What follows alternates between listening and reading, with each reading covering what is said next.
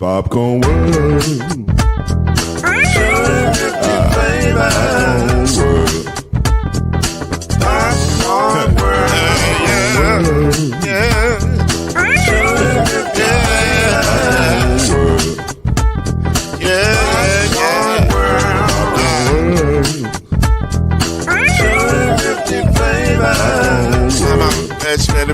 Popcorn World. Can I make you move now? Yes, I can. So you can get this groove in the back of a can. You can make it round the world when it holds in your hand. Popcorn World. 250 flavors gonna make you smile. 250 flavors gonna make you smile. 250 flavors gonna make you smile. I said popcorn make you smile. Ah. Popcorn World. Popcorn World. Popcorn World. Popcorn World. The Popcorn World.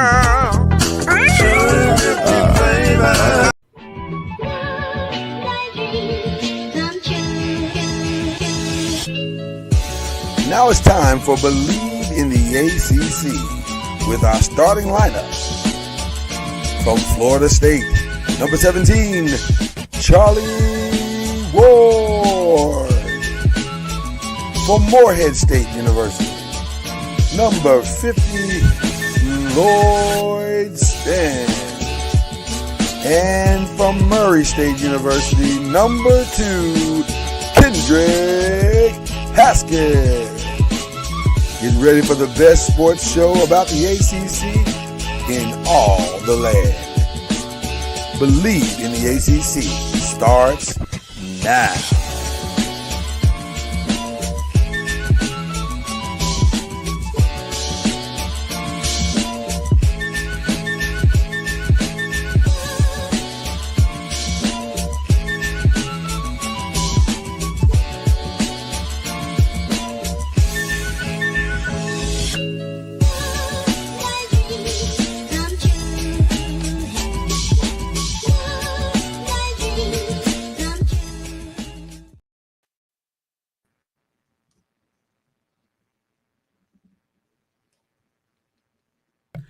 That unmute gets me every time. This unmute every time. Good morning, everybody. It used to be that when it came up, we were on, but you have to unmute us. I got to unmute now. I got to unmute this thing. Yeah. Okay. All right. Good morning, everybody. Having some technical difficulty, but it's all good. We got it working now. The whole thing is moving. And boy, we were gonna start this morning completely different. I can promise you, because the NBA is back. But the vengeance, ain't gonna be, with a vengeance. It's back with a vengeance. It's starting out as like it's gonna be a great season, but boy, here we are this morning, starting in the most controversial way as we enter with breaking news. And this is not a development story. This is a real story. Chauncey Billups, the Trailblazers head coach, and was probably the Trailblazers head coach. This is probably coming to a screeching halt. And Terry Rozier, who was investigated for this earlier over the summer, I guess they found the things that they need to arrest. They have both been arrested for illegal gambling. Of course, wild. So as we speak, Shams is on Get Up right now, and apparently Chauncey Billups' arrest is made as part of a separate but related case linked to illegal poker operation tied to the mafia. To the mafia, Huh? I don't understand. I have so many questions. Billups comes out of nowhere, because we've known about Terry Rozier's investigation, going back into last season. Right. The Chauncey Billups thing, it's totally just caught me by surprise. I hadn't heard his name at all. I don't understand that, or even the why. The why is more shocking to me than the who. Like, really, Chauncey? Because Chauncey's he was. Now, I don't know what his financial situation is now, but he was a fairly successful businessman. like I know we had the same mentor, so I don't know why he would be doing this. I kind of feel like his is different from what Terry's is. I don't think like just from that sentence that I read a second ago, I don't think his has anything with gambling on games. Like Terry's fixing games and stuff like that. Terry's is on gambling on games, but Billups, it said it's a poker thing. I think he's gambling high stakes poker with bad people. That's what it sounds like, and I could be totally wrong, but that's what it sounds like. This is wild. Wow. This is kind of happening in real time. It broke about an hour ago. So we're trying to figure it all out as we speak. Apparently there was an unexpected surge of bets on the 23rd of March, including 30 wagers in 46 minutes from a professional bettor totaling $13,759, came in on the under on Rozier's points, rebounds, and assists, which is a massive red flag, by the way. I mean, if a whole bunch of people start betting on one guy, that usually means the fix is in, and that's probably why we are where we are. The Billups stuff is not as readily available, other than, like you said, there's a poker game of some sorts. I don't know. I guess as this day unfolds, we will see and understand more about what this is, but you can't be betting with the mafia. That's not, you can't do that. That plus, I mean, as much as people are criticize the sports gambling being involved, actually the sports gambling is what's catching people, because now they have it on record. Well, it's easier to catch them now. Yeah, and another thing is, you with sports betting, it's like you said, it's easy to catch them, but also they're allowing a little bit more leeway to do certain things. So your rope individually is a little bit better. Like you said, it's easy to catch them. It's not as dark and weird as it was before. Like it was very mafia-ish before.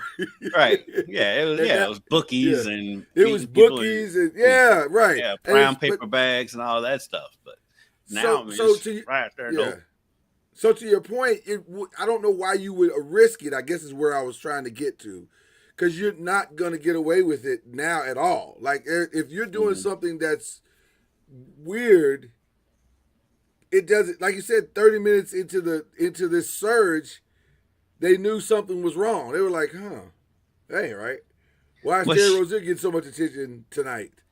Which I'm like, yeah, it's bad on Terry, but like the people who did that, they're just as stupid. Because I mean, it's gonna obviously be a red flag when all of a sudden this comes in. Well, I ain't gonna lie to you. I was sitting there thinking to myself, it's always gonna be one guy that's gonna muck it up for everybody. Right? You know, this is the guy walking into the party on campus talking about, "Hey man, I brought that weed y'all told me to bring." Like that guy, he's that guy, right? Like what? Why did what? Right? It's crazy that you said weed. So. Right. Right, like when I was at Murray, we was at Dry County, so it's like that guy walking in. It's like, "Hey, I got that Henny. I got the beer. I got the Henny in the beer." Like what? Brother, I don't know what you talking about. Shut up. Yeah, right. And that's what this basically essentially is. It's somebody got a tip, and usually when a player is involved, or even a coach, if you want to go back to baseball, as far as back to baseball, they alluded to something. To where there's an inside, there's got to be some kind of conversation that somebody's had. And that's what they're basically saying. Terry basically shaved. Yeah. Point. Yeah. So very strange. More to come. Because I think with Terry, I think it's going back to when he was at Charlotte. I don't think the investigation is when he's at Miami. I know it came up when he was in Miami, but I think his investigation actually stemmed from back when he was at Charlotte. Yeah, it said 2023, and I think he's been He's only been at Miami a little because he got traded in that year, if I'm not mistaken. I think right? it was in that season, I believe. Yeah, I wonder. Okay, so now it brings this question. I wonder if Charlotte was aware of some things, and maybe that's one of the reasons why. Like, how deep does the rabbit hole go? Is the question. Mm-hmm. This is a wild situation. Again, we just giving you what we know now. We don't know a lot, but we know Shams is reporting it. We'll figure out the rest as this day unfolds. I cannot wait to hear what the inside crew has to say about this tonight. They were on fire last night. They were on fire. Oh, listen, we're going to talk about this a little bit more later. But if there were ever any doubts as to would our show be the same, that has all been alleviated. So thank God. And matter of fact, in some ways, I think it's going to be better. We'll get to it in a little while. But yes, I think in some ways it's going to be better. But the other developing story this morning, and I can't wait to hear you discuss this because you're right in the center of this thing. Louisville signs a G League guard, to which Tom Izzo went off. If you have not seen the Tom Izzo comments, I wish we could play them for you, but just go Google it. I promise you, it's on worth Twitter. The 4 minutes, huh? It's on Twitter. I was gonna say it's worth the 4 or 5 minutes that he's going because he goes smooth off. And I'm gonna say this, as both a fan and a journalist of this team, I don't know if he's wrong. I don't know if he's wrong because this is a weird. Now, when I say he's not wrong, this is what I mean. I'll give my comments quickly and then I'll get off the stage because I really want to hear what Kendrick has to say. There's a strangeness to this that I think well, a couple of things. One, this is a strange thing for a team who has gone through so much controversy in the last 5 to 7 years to do. Because not that you've done anything illegal, and I don't think the Louisville has. I think they probably played within whatever rules exist for this to happen. But to do it when you have such a track record, I don't know how. I think it feels like a blind spot to me. Like, why would you do this? Like, is this kid worth that? So that's the questions that I have, Kendrick. I yield the floor to you, sir. What happened? How did we get here? Well, my thing is, it's like the NCAA has to approve all of this, so they got approval. They have to approve it, right? So they got approval, so they found the loophole, and I make the argument here too, and I make this argument towards Tom Izzo. You've got international players. International players start playing professionally when they're in high school because they don't play high school basketball over there. Exactly. So what is the difference between bringing over an international player from Germany as opposed to a professional player from Germany as opposed to a professional player that's here? Also, like I said, that obviously they have to get that approved by the NCAA, and we know how the NCAA is. They could come back today and be like, "Oh, all of a sudden it's not legal, and the kid's ineligible." Right. But I didn't see it coming. I thought it was weird, but like I see everyone coming down on Louisville, and I'm like, hold on, you're mad at Louisville because they found a loophole. You're not. That's the NCAA's fault. That's not on Louisville. And I think when I listened to his comments, I really paid attention to his comments. I kind of felt like it was that more than anything. And really and truly, to be honest with you, if you listen to his comments, he wasn't coming down on Louisville. He was coming down on the NCAA. Of course, social media takes it and runs with it, but he was not really targeting Louisville per se. Yeah. Right. And you're right. It's also true. It's like the third one. And so so I can see Tom Izzo's argument to an extent, but Tom, you've brought in international players. I mean, listen. the old saying, and I don't even want to say. Maybe I shouldn't say the saying because then it implies something that's not true. But I'll say this: everybody's trying to win. That's the bottom line, is what we're talking about. Everybody is trying to win. They're trying to find ways to win. They're trying to find creative ways to win. This is a awfully creative way for the schools that have done this. And because this is a kid who, comes in with professional experience. So I get it. I understand. So I can't be mad at Louisville for using a rule that exists and making it work for them as a university. Now, if you want to be upset at the NCAA, to Tom Izzo's point, for not standing in the winds and saying, okay, enough is enough. Court, let's go to court. Let's fight this. Let's change all of this and get this right so we have some balance. That's a fair, I think, complaint. I think that's a very, very fair complaint. But also, it also came across as, oh, damn, how come I didn't think of that?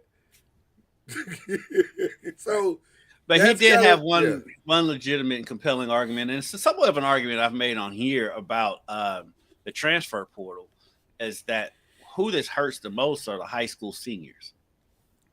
That's where recruiting hurts, and because now if you're not, and we've said this before, if you're not one of the elite guys, you're going to smaller college, mid-major, maybe smaller college, a school you don't really necessarily want to go to, right? And then transferring out, and so like the high school senior is not being recruited as much as they used to be because of the transfer portal, and now the ability to bring in G League players apparently. Well, listen, we said that a long time ago. We said it before. Immediately when this transfer portal was invented. If you go back and check the records of this show, we've been saying that for 5 years, or however long the transfer portal has been in existence. And it is manifesting right before our very eyes and getting worse. So yes, if you are, but now, one thing I want to say about this also, maybe this is going to be an unintentional consequence to this. I think essentially this could also affect AAU, and here's what I mean by that. Because at some point, kids are going to say, well, why am I busting my tail to go play 1,000 games a season for AAU, and it's not really helping me? Like, I'm not going to, because right now. I actually think that's a benefit, because these kids don't need to be playing that much.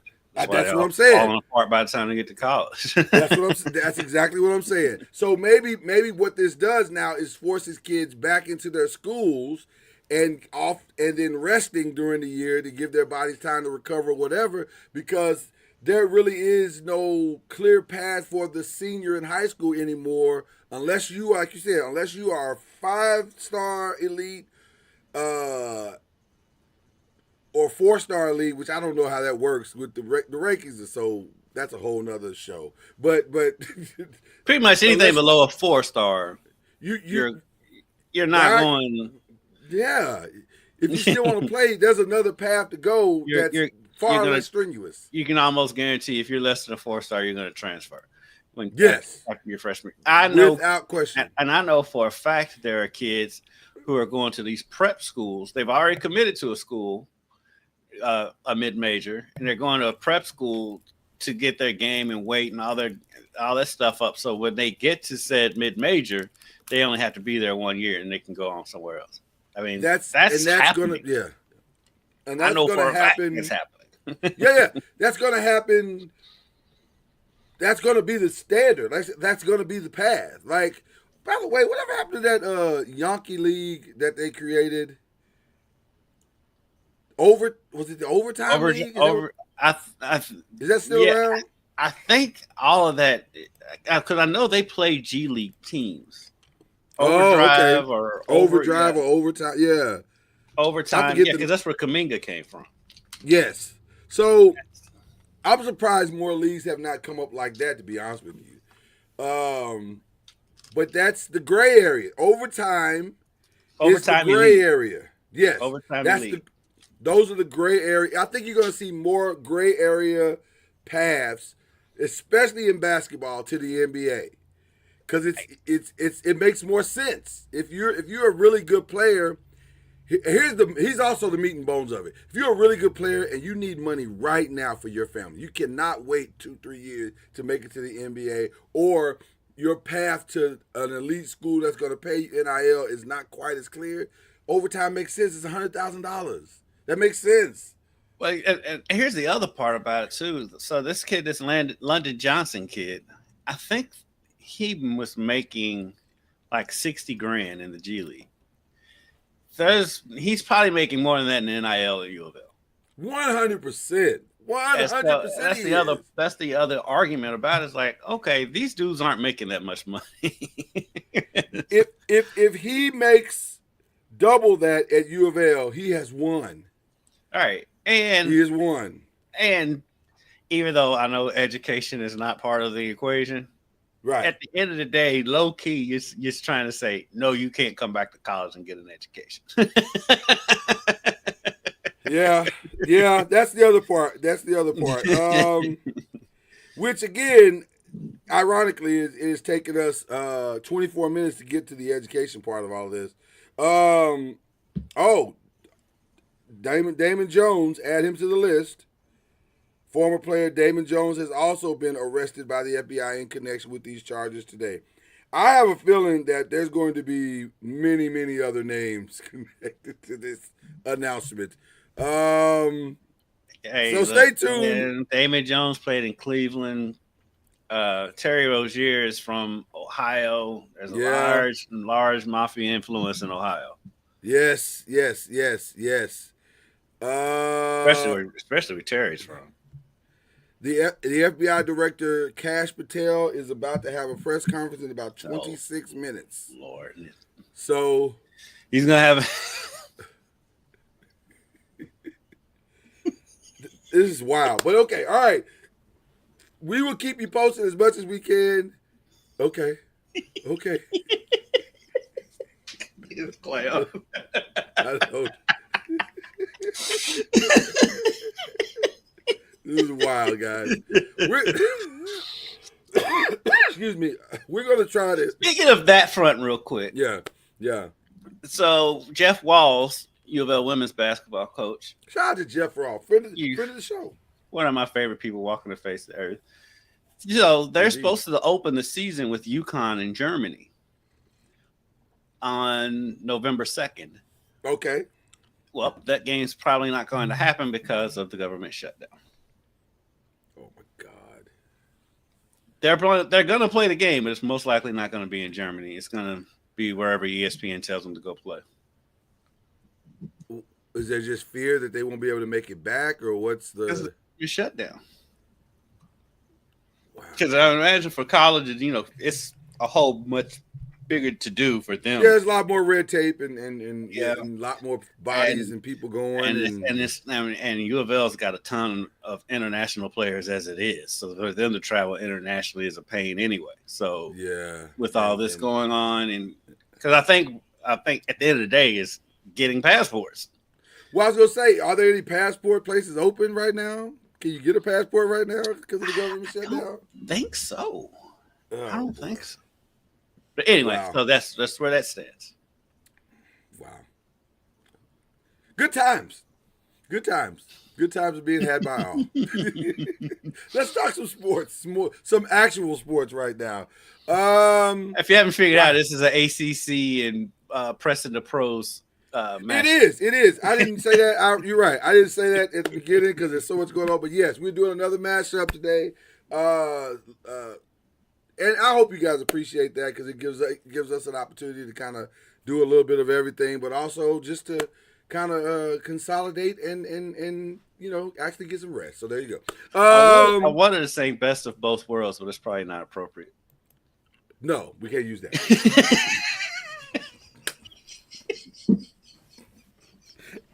And you know why.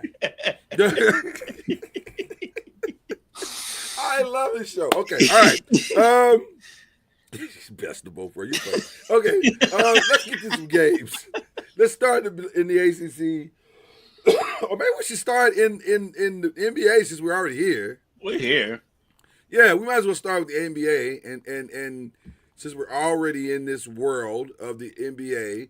No theme songs today. We'll just get right to it. Let's get to it. I don't even know where to start other than maybe we start at the end of last night. Right. Jesus, man.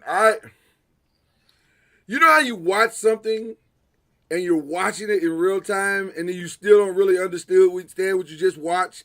That's Wembanyama. I'm watching this dude play last night going, is this real? Like, am I being like, I don't know what I'm most shocked about. Or maybe I do. Because the last time we saw him, he, with all due respect, and this is no shade, but this is the reality, he had blood clots in his legs. He's developing his game. He was extremely skinny. He seemed kind of awkward, like a baby deer on ice kind of thing. There was a lot to be desired in what he had, what had going on. Now he's this. He's 40-15. He looks like the second coming of the love child of KD and Hakeem Olajuwon. And Wilt Chamberlain. He's so scary. He put a sham god on somebody last night. I'm watching him going, is this real? Like, is this not the creator? And I thought it was an unstated rule in sports that you could, or at least in video games, that you couldn't play with the created character because he was just so much better than everybody else. Right. This kid looks insanely good. Like, it's scary how good he is. It's there's nothing you can do. You just gotta hope he misses. You have to hope he gets in foul trouble, and which, low key people don't talk about it much. People don't really get in foul trouble anymore in the NBA. not real foul trouble. I mean, not really. So even play at 2K, if I get 3 fouls in the first half, I'm like, oh, he's all right. He's fine. I don't know, and I pride myself on understanding and defense because that was kind of my thing when I, the little time that I did, play or whatever. I don't have an answer. I don't know what you're supposed to do. I don't know what scheme you're supposed to draw up. You can't double because you just need to throw it up to his 7'5" arms, which are now at the time you throw it up 10 feet. I don't know what your answer is, and it's going to be like that for the next 81 games. It's going to be like that for the next 10 to 15 years.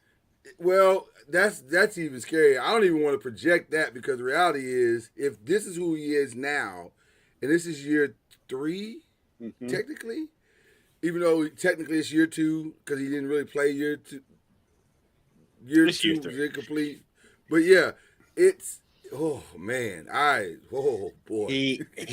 I think what happened was in this off season, the boy became a man. He's a man. He's grown into himself. The confidence that he has is a whole other level. Just you can see it on his face when he walks on the floor, and his actions, that how much more aggressive he is with every single thing he does. You can see the Kevin Garnett influence from him working out with him over the summer. Dude. but you know what's even scarier than his aggression is his humility toward learning. He wants to know. He's going to keep adding stuff to the game, ladies and gentlemen. That's the scary part about it. This is just one off season. This is just one. He's probably learning 1/8 of what he's going to know as his career develops. Can you imagine what this kid's going to look like in year 5? Oh man, this is scary. And like you said, he wants to learn. He wants to learn stuff outside of basketball. And he took a trip to NASA at one point in the offseason. He was studying with Shaolin monks. I mean, he's a worldly dude, and like this guy, you just pray for his health because that's the only thing. Body usually doesn't hold up, but. I mean, I know Shaq likes to joke and say we've seen this before in Bol Bol. No, we haven't. Bobo barely gets off the bench. with all due respect to Bobo, no, we have not seen it. And watching Wembanyama reminds me of the famous quote from the pastor Jay-Z. He said, "Y'all got less than 3 months. I'm gonna say y'all got less than 3 years to get y'all teams together. Good luck." Because if you can't put together, he's gonna. There you go again. See, this is how you get flagged, man. Don't do this, man. This is how the flag comes up and it was tagged. And okay, he's gonna be the reason why super teams come back. But I don't know what you do. You need help. You can't beat him without. They had Anthony Davis last night. Who, by the way, let's put this in real perspective. Anthony Davis is a top 75 player of all time. He looked pedestrian next to Embiid. Now. Yes. Now. Like right now. He looked. Year 3.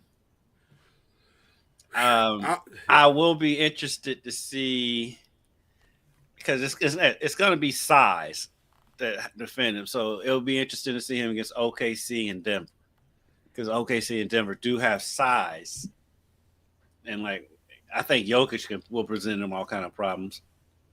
But Houston could be interesting because they have size, sort of. Yeah, and and Sengun's a monster.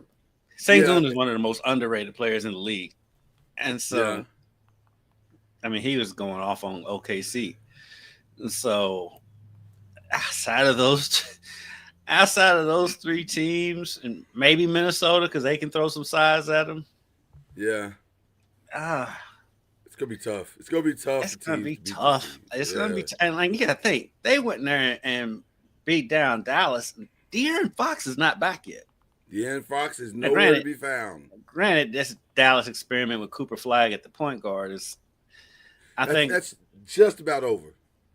Yeah, I like, you have D'Angelo Russell. Let's go ahead and if we want Cooper Flag to run some point, okay. But I think you need to start with D'Angelo Russell. I genuinely think that Jason Kidd is one of the smarter coaches in basketball, and that was probably one of the biggest missteps that I've seen him make in his career. Like, Cooper Flag was way overwhelmed last night, and you could tell. I will give him the caveat that in your first NBA game, and this is what you're playing against. Right, that's right. Full disclosure. Everybody was overwhelmed last night because of what this was. So yes, you are 1,000% correct in that. He played against an alien in his first game in the NBA. Right, that's probably not the most fair thing to do. But at the same time, I think we're asking him maybe to do too much. In fact, that's actually my second question. Are we about to Arch Manning Cooper Flag? Because the expectations are way high. I even heard Chuck say last night on Inside, this guy's the real deal. Well, he is, in the sense of he has all of the tools. But I do think we need to taper the expectations, because he's 19, right? Yeah. So I think the funny thing is, I think Arch Manning is actually older than Cooper Flag. But I think you're right. Actually. I think you're right. But I think the difference, though, between the two is Cooper Flag has other players that can contribute, other components, other veteran players that can take the pressure off of him. Arch Manning's offensive line is awful. They don't run the ball. Right. They should have lost that game to Kentucky. Kentucky outgained them, doubled them up on yards. It's just Kentucky at the end of the game. But I think Cooper Flag he's set up more to succeed than Arch Manning is at Texas. 1,000%. And I think the key for his success this year is they need to let him lean on his help and progress. It'll come. There are going to be nights where he's going to get a chance to do what he does. But don't push him out the nest too fast. And I don't want to heap too much on him too fast. Yeah. Right. And while I said, you probably should be starting D'Angelo Russell, I do think that, but at the same time, I don't. If this is what your plan is, you don't scrap it after game one. And no, you got to ride with it for a little while anyway. Yeah, and Kenny brought up a good point last night on the broadcast. He's not going to see very many double teams. No, with Anthony Davis down low. So this was a bad matchup because, quite frankly, nobody can do anything with Wemby. I see going forward. I do think eventually, you do starting D'Angelo Russell at the point guard and kind of integrate Cooper Flag into the point guard, have some sets, some points in the game where he's running the point. But I do think, especially early on in the season, I think it's a better idea to have D'Lo out there, an experienced point guard, rather than give him some time. Yeah. Learning a position that he's never played. Right. Got to give him some time. Now, speaking of rookies, there was a rookie performance last night that was pretty solid. It's historical forces. Yeah, VJ Edgecombe for the 76ers went smooth off in a game where his points were needed. Yeah, they played a Celtics team that's pretty good. Star didn't show up last night. I mean, one didn't show up and one's hurt again. But him and Maxey balled last night. Which, if you're, so this brings up a really interesting situation. Now, and I'm going to be curious to see how this season unfolds. And here's what I mean by that. If VJ Edgecombe, if this was not a one-off, and I would have to believe that it's not, because that was the Celtics. Yeah.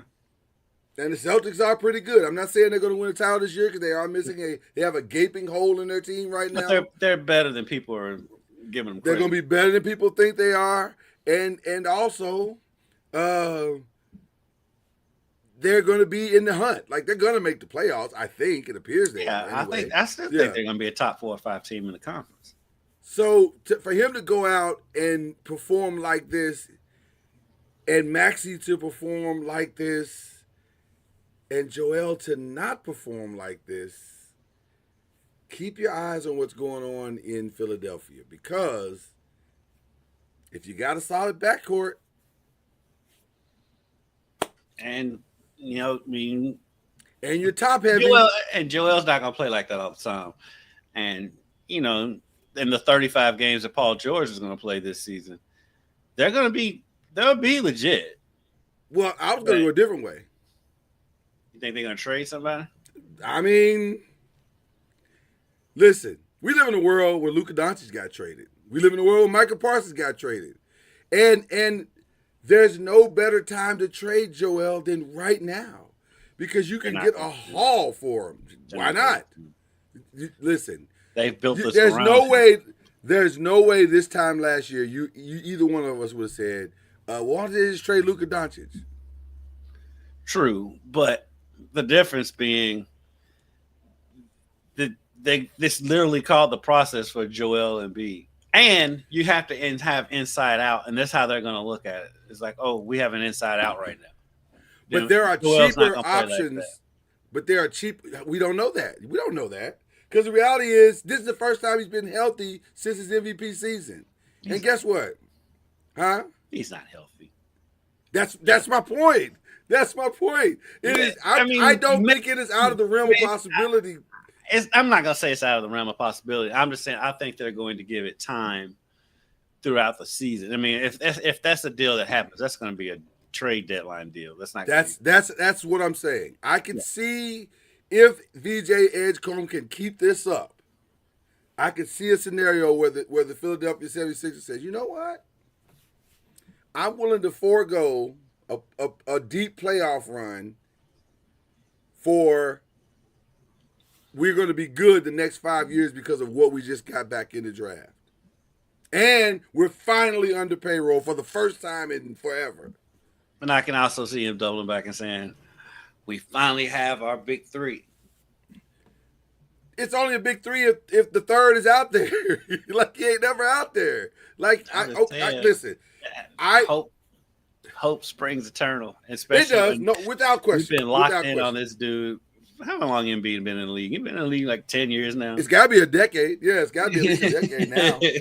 Yeah, I'm just saying, don't be surprised. I'm not disregarding what you're saying at all. We can't rule out anything anymore. But just the way the Phillies moved over this time, I can see them holding on to it and thinking. Well, I'll say this: by the trade deadline, here's what I truly believe: one of them is not going to be there. It's either going to be George or it's going to be Embiid. More likely it's George. More likely it's George. But I don't know who the buyer is. Somebody's going to probably buy low or they'll waive him and just take the hit. I don't know how it'll go down. But don't be surprised. I'm just saying, do not be surprised. I hear you. I'm picking up what you're putting down. Yeah. Well, you can get the best of both worlds. So there you go. There's a theme that is developed for this show. Okay, speaking of the best of both worlds, or the antithesis of the best of both worlds, you've seen the shade that's being thrown around. I didn't see the dream right now. The Dream Shade is the name. The book is called. The book is called, what is it? The Dream of something. And I think it's coming out today. It may be out. So for those who don't know what's going on, there is a book that is hitting the shelves within the next few days. And in this book, it details LeBron's time with the Lakers. It's called The Dreams and what is the name of this book? It's gonna. Give me 1 second. But it's well, I'll tell you what. You look for the name of the book. I'll talk about what the book is. The book is a book written about LeBron James' time with the Lakers specifically, and as what you do when you have a book and you're trying to sell it. It's called Hollywood Ending: The Dreams and Drama of the LeBron. The Dreams and Drama. I was thinking drama, but I was like, it's something about drama, but I can't remember. But that also is on brand because LeBron is filled with drama. So, apparently, LeBron, according to who wrote this book, is being deemed as fake by, I don't want to say multiple sources, but maybe multiple sources. But more specifically, like Russell Westbrook was looked at to be one of the people that said, I can't stand the fakeness of LeBron. And there's several different stories within the book that the Will Smith story is the funniest one out of them all. The Will Smith one is the funniest one. If you haven't heard that one, apparently. Well, the funniest one I've heard so far. Well, first of all, there's a deafness to that Will Smith story that is hilarious to me because Will Smith was promoting the movie Emancipation, which came out, as we all know, in the same year that he slapped the fire out of Chris Rock on stage and won an Oscar in the same night. So to bring him in to be an inspirational speaker to your 6 team, months after that, right, is a wild thing by itself. But which may be the reason why, I don't know, but maybe the reason why LeBron and AD walked out of that meeting saying, we're good on this. So this is a very one-sided story. We don't have LeBron's perspective as to why he walked out of the room, but then came back to the room and was fully engaged in the Will Smith experience, asking bunches of questions, and something that was supposed to be, I think, 30 minutes ended up being an hour. Yeah, because LeBron just kept asking questions. LeBron just kept asking questions or whatever. So I again, and then there's some stuff about Westbrook, or LeBron trying to get Westbrook traded for Kyrie, which, yeah, that's probably on brand because he loves Kyrie. He would trade some people right now for Kyrie. There's nothing that has changed about that. He loves Kyrie. So now he does. You're right. Now he does. It wasn't always like that. So it's an interesting situation because I think that sentiment is an undercurrent throughout a lot of people in the NBA. I don't think that's so far off of what people's actual thought processes are about LeBron. I'm just shocked that it's coming to the light in this way, in print form. But again, I don't think this is far off from people's actual sentiments about LeBron. I think I'm just happy that people are putting their names on stuff. Yes. Usually, especially that Will Smith story, usually that comes from an anonymous source. But apparently Russell Westbrook put his name. Russ was like, "Nah, I said it." Which, say what you want, and yeah, he can drive you crazy. You know, if you're a fan of the team that Russ plays for. Yeah, but, he's a good time. But Russ is Russ. He's going now. One thing that he's as authentic as they come. He's gonna be Russ wherever he go. He's gonna be Russell Westbrook wherever he go. He has not changed on any team that he's been on. Not one. His play has not changed. Been problematic, but it's extremely problematic. But it's also consistent. So you know what you're getting when you get Russ. So I'm curious to see where this goes. And I am curious to see what there it is. If I just scroll like one more click down. Hollywood, and yes, it's by Yaron Weitzman. So I'm very curious to see. Clearly, this is going to be a bestseller, like right from the start. But I'm very curious to see what the fallout of this is going to be. At some point, somebody, Ramona, Dave McMenamin, somebody's going to ask LeBron about the book and Russell's comments. It's going to be interesting to see where this goes. And did you see LeBron sitting on the bench the other night? He looked miserable. But I couldn't tell why he looked miserable. I didn't know if that was because he wasn't playing. Miserable. He looked miserable because those glasses made him look like a 90s professor. I thought it was either that or the dye that he used to get rid of those grays was a lot stronger than he thought it would be. So it kind of had him looking like a Tyler Perry character. So he looked like an evil character in a bag Adam in a 90s movie. He did. He really did. And so but he did look good. I ain't gonna lie. I'm laughing. Oh no. But he looked great. He looked like a guy worth $1 billion. So there you go. But to your point though, usually though you see him on the bench, you see he's engaged even when he's in street clothes. He's engaged. Yeah. He didn't seem as engaged on Wednesday night. What's today? On Tuesday night. I didn't even see him shake hands with Steph after the game, which he usually does. And so he left early. He left the bench early. He went right to the locker room. I watched him get up. Yeah, which is different for him as well. So I don't know if it's the book coming out. I don't know if it's age. You know how it is when it sets in on you that, oh, I can't do what I used to be able to do because he's got the sciatica and that's an old man. Could be a reality check. Yeah, could be a reality check. It could have been a variety of things, but yeah, he did not seem like the same LeBron you're used to seeing over on the bench. Yeah. Anything else impress you NBA wise before we move on? How crazy these first games have been. I mean, that Pelicans Grizzlies game was great last night. Ja went off. Steph Curry in that Lakers game. Yeah. You knew it was coming when the Lakers were making their run towards the end of the game. Steph gonna Steph. Some things never change. He toyed with him. He's like, all right. I mean, the shot that he took, he took it nonchalant, totally covered, 30 feet from the basket.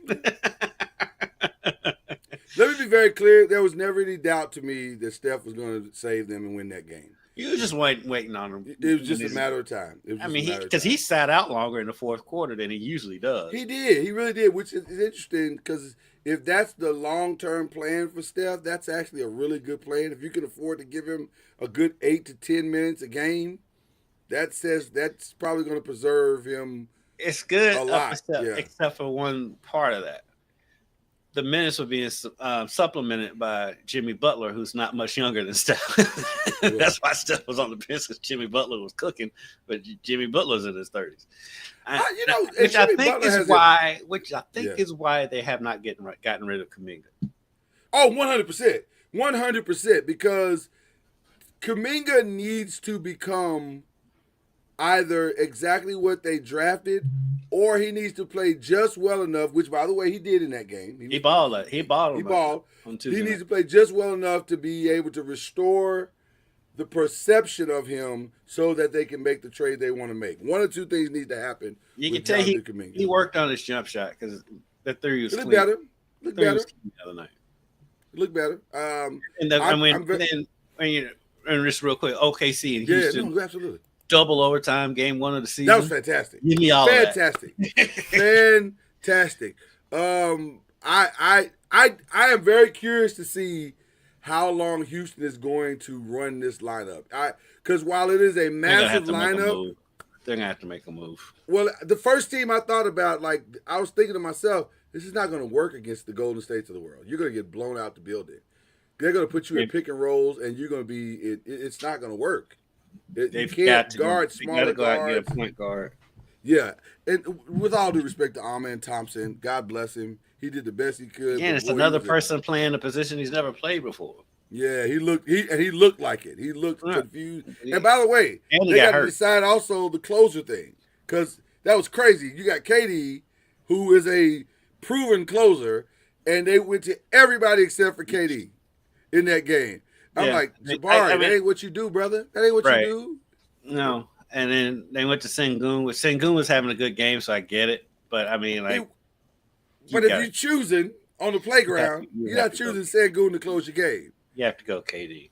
You got to go KD. So this season is off to an amazing start. I'm very curious to see a lot. There's so many things that we can talk about. I was interested in that Hawks game and how they were using Porzingis. And they got blown out, by the way, as well. Toronto. Toronto destroyed them last night. The Bane experience seems to be off to a good start in Orlando. Mm-hmm. So I'm very curious to see what that's going to look like. The Bucks look far better than I thought they would. It was Washington. But I was going to say, but it was Washington. so I'm going to taper my expectations tremendously. I'm going to taper my expectations because that's Washington. And, hey, listen, everybody looks good. Washington is a get-right game for sure. Yes. But still, they look okay. Like, it looked okay. So this is going to be a wild season. I think that's what we have discovered in just 2 days, that this is going to be a very, very, very, very wild season. We didn't even talk about the Cavs and the Knicks and what that was. Yeah, Donovan went crazy in the third quarter. Donovan just got to get some help, man. They got to how long before Lonzo Ball is the permanent starter next to him and Garland are both injury prone. So, but can I tell you why I like Lonzo Ball? And it's very obvious why I like Lonzo Ball more because he does the very thing that you need Darius Garland to do. You need Darius to score, but you need to get the bigs and everybody else involved in the flow of the offense. And Lonzo's going to get you there. And then you let Donovan do what he does. I think you got more firepower coming off the bench with Darius than you do with Lonzo. And I could see a scenario where some point, especially since they were trying to trade Darius this offseason anyway. So I could see a scenario where they make the switch and Lonzo, once he gets past his minutes restriction, because he's on a minute restriction right now, I can see a scenario where Lonzo's going to start in that position. I think it's going to be a revolving door between the two of them because both of them get hurt all the time. All the time. So listen, the NBA season is off to a fantastic start. Real quick, your thoughts on the NBC broadcast? They had their hiccups early. I don't know. A mic went out in the middle of it, but that's not on the the on-air talent that's on the people behind the scenes. Like right. Mike shouldn't be going out on day one. But as someone who works in live TV, I know sometimes stuff just happens. Stuff happens. Yeah, but it was a little rocky, but I think it'll be fine. They'll be fine. Bad planning on night one. Should not have gone to the ceremony, because when you go to the ceremony and you have your broadcast on the floor, and then the game's over, and then your night game comes, and then you go back to the floor to an empty building, weird look. Like, well, I've seen it. That didn't really bother me. I just think that being on the floor. I didn't love that. I think being on the floor. I think when they came back from the night game, they should have moved off the floor. I mean, right. In an empty arena. I mean, that's. I think what I would have done is I would have had 2 people in studio, and I would have had a crew there for the ceremony, because I get being there for the ceremony, and then because when you come to the second game, you're sitting in an empty arena. If you got somebody in studio, it looks a little better.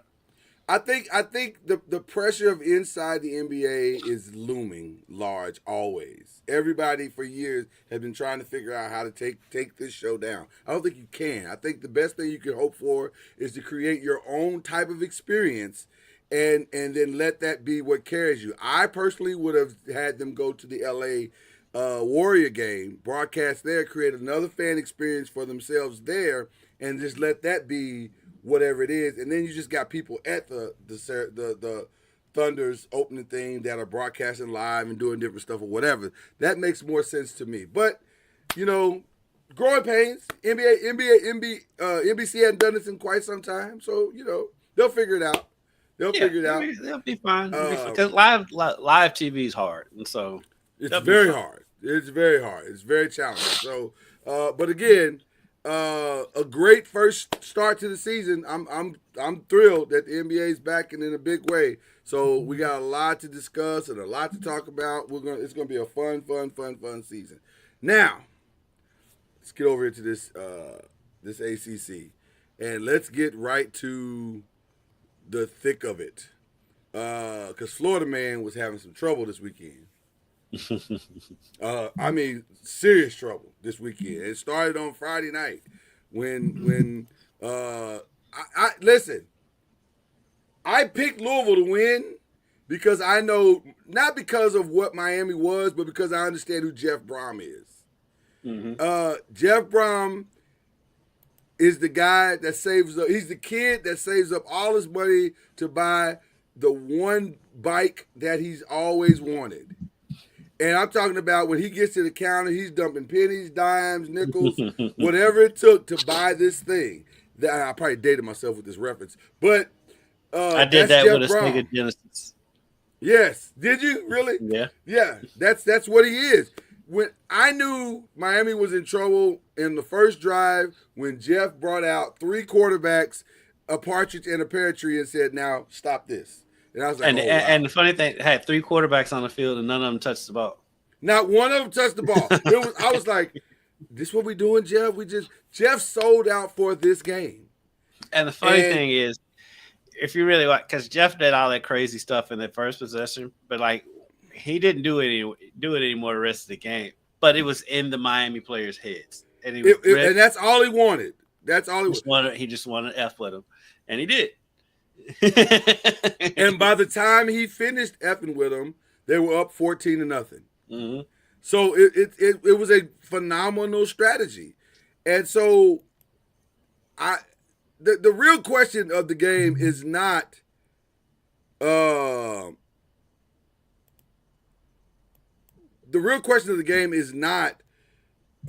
what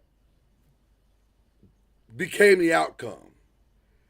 The real question of the game is, what do these two teams do now that this game is over? Because now Louisville potentially is in a driver's seat to make some real noise in the ACC, and Miami is going to have some help, which I think they will get, if I'm being honest with you. Mm-hmm. I think the season's going to play out way different than a lot of people think it's going to play out.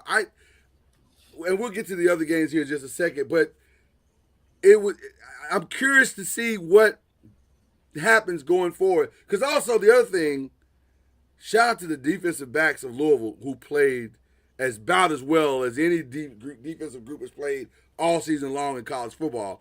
They destroyed in one game probably Carson Beck's hopes of being drafted in the first round. Like, how do you? Because those were three of those interceptions were awful. They were awful. They were amazing catches, though. They were amazing catches. But the decision making was like, oh, man, I don't know what you're looking at. Because he's clearly covered. He's clearly covered.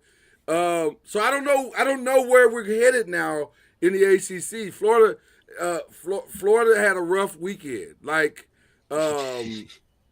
yeah. Between Miami, the whole state was awful this weekend. South Florida. Yeah, South Florida had a good experience. There you go. Because I mean Carson Beck, I mean he threw 4 interceptions, but he actually threw 5. They gave him one back. He did. They gave him that one back. Yes. Which then he was like, "No, don't you take that back." So 2 plays later, he throws another one. Right. He's like, "I said interception." No, I don't want to be out here. I don't want to be out here no more. But shout out to Miami's defense because U of L got all those interceptions, but they didn't score on any of them. But because I mean, really and truly, that game should have been a lot worse than it was. U of L dominated that game. I mean, Miami held U of L to 24 points, and Ruben Bain did not have a Ruben Bain game. Now, to be fair, I also want to bring this caveat because what you said is 1,000% true. They were missing Ruben Bain's counterpart, and I forget his name. Forgive me. Yeah, he got hurt. He got hurt in the game. Second quarter. So that allowed U of L to take some double team liberties on Ruben Bain and hold a tight end. And just like we said last week, told the tight end, your job ain't to catch today. Your job is to go contain him.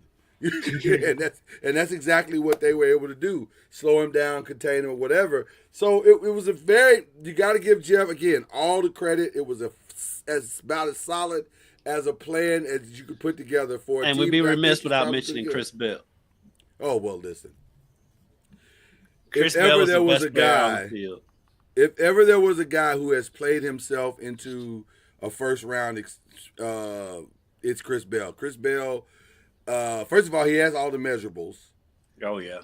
So that helps. But, man, when you're putting up 9 for 136 and 2 tutties, yes, you're going to – against the number 2 team in the nation. Right.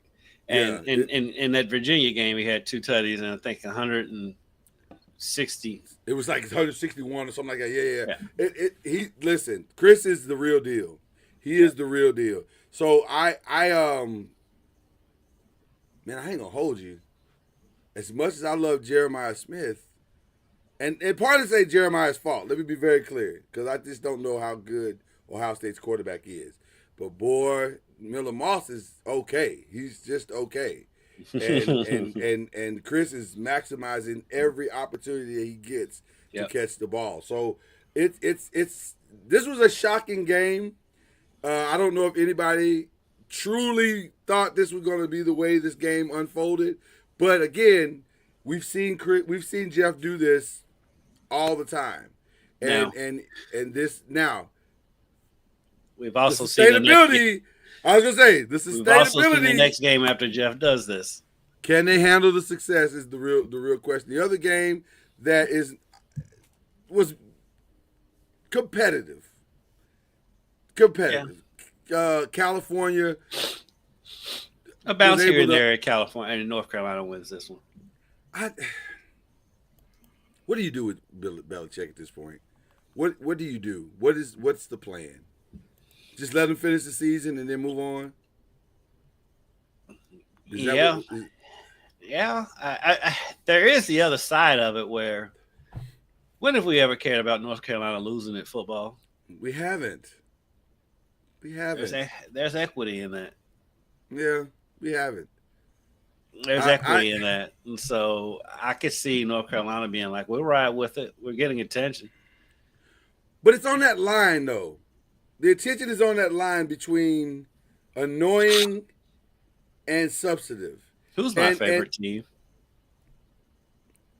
Who's your favorite team? Mm-hmm. In what's? Oh, well, yeah. See, North Carolina fans might not be built for this. They don't care. You got years of tolerance built up in your system as a Cowboy fan. So that's the other part of it, though. Is like Carolina don't care about footballs. They don't. They really don't. They don't. Not. They've cared more now because of who's there than they've ever cared. So yeah, it's interesting. It's an interesting situation, and we'll see how long the experiment continues. The other game that cost us this weekend was Duke, Georgia Tech, which again, I don't know how they're doing this, but I don't know how they're doing it, and I never know what Duke team's going to show up from Saturday to Saturday. I don't. This is Georgia Tech is by far one of the most fascinating teams I've ever seen. I just for 3 quarters they were awful. They were awful. Mm-hmm. And then in the 4th quarter, Haynes started doing Haynes things. And then he's just like, well, I'll be doggone, here we are again. And Duke had no answer. They had no answer whatsoever on how they would stop it. This dude threw for 205, rushed for 120. It's just, I don't know. And you look at their schedule, they could stumble their way all the way to the ACC. And Haynes King should be a Heisman candidate, but you don't hear him talked about. Well, because the numbers don't say that. Like, the numbers are 200, 100. It's not a bad day. It's not a bad day. It's not a bad day. But it doesn't look like 200, 100. That's the problem. The eye test, when you see it, you're going, they're undefeated? Like, when you watch Georgia Tech play, that doesn't look like an undefeated team. But they are undefeated. They are undefeated. So, I don't know. I think there's a strong possibility that we're going to be talking about Georgia Tech in the ACC championship game because as long as he's healthy. I still question if he's going to be there at the end of the season because of the way he plays. But let's say this. Let's say this, and this is not shade. This is just reality. He has yet to. I think I'm pretty accurate when I say this. I don't think he's finished the season yet. I know he hadn't finished the last 2. Mm-mm. So, we shall see. The team that's done with giving out victories. Man, the funny thing is they're done with that. We picked this game. We picked this game. They're done. UConn's bumped that. I didn't expect it to be a 2-touchdown victory. And let me say this. They were the better team on the field all day long. UConn dominated this game. If you watch the game, they dominated. It was they went out and kicked their behinds. Like I know at halftime, Boston College finally caught up, but Boston College was never the better team on the field at any point in the game. So shout out to UConn. I listen. ACC adjacent. I'm low key glad Louisville don't have UConn on the schedule this year because that could be. You never know with these games. Now, having said that, Louisville can't take their eyes off the ball this weekend because and they have a history of doing that. Well, and this is the problematic game because the hype is at a fever pitch now. Now everybody's thinking ACC, potential playoffs. The schedule sets up pretty good. Some other teams are struggling. Most of the teams left on Louisville's schedule, I think, are struggling. Up to and including this team right here. Clemson had an awful day. Louisville does have to go to SMU. Are they going to SMU in that one? Yeah. Okay. Wow. Okay. So that'll be interesting to see what happens with that one. But real quick, Clemson is really having an awful time. I tried to go back and see the play where Bryant Wesco Jr. was hurt. I could not find it. But apparently it was a flip of some sort, and he landed on his neck, and whatever happened in that landing, has cost them the season. So we send our thoughts and prayers to Bryant Wesco Jr. For a full and speedy recovery. Mm-hmm. But an injured, that's a massive blow because he and K. Klubnik are the offense, or they have been the offense all season long. And no K. Klubnik last week, even though the backup threw for 317. Mm-hmm. So you could argue maybe they got a better player there. I don't know, but it's rough. Like he texted me though. They don't have any tape. Yeah, SMU didn't have any tape. Yeah, when you don't have tape, somebody will catch you off guard always. But now that they do, it's rough, man. Clemson's got a rough season. This is a rough season for them. So Louisville gets Clemson on a Friday night at home, and then the next Saturday they're at SMU.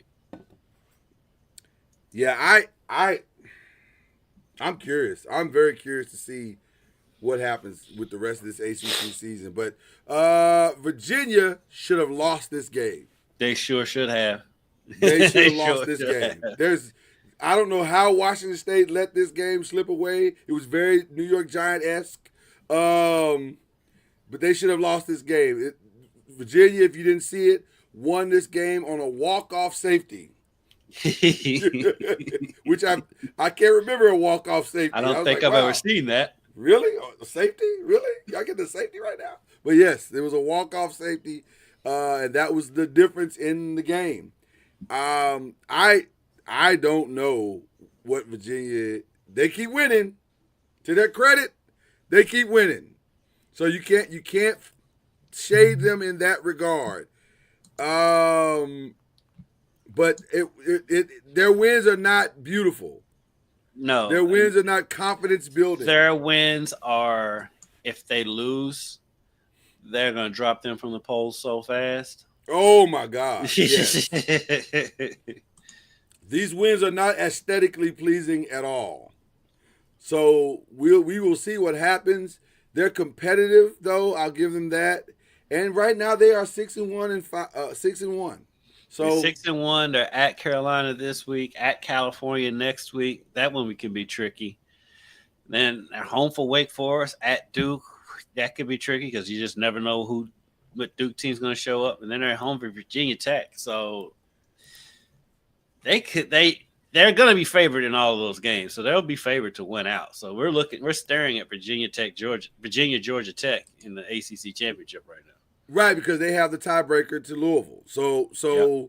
Louisville needs them to lose, and Louisville needs to win out for them to have any shot. And they have a much more difficult. And Louisville has a much more difficult schedule. Possibly. The SMU Clemson thing is SMU tricky. And Clemson are better than any of the two teams Virginia has left this season. Exactly. We think. Pitt and Syracuse was not really worth talking about. Nope. Syracuse has no quarterback, and with the quarterback out, I feel for him. I feel for Coach Fran. Yeah, that quarterback out, and they had a lot of promise this season, man. Yeah, had a lot of promise this season. But the game that everybody wants to talk about, and I wish Coach Julia were here because I really want to say this to him.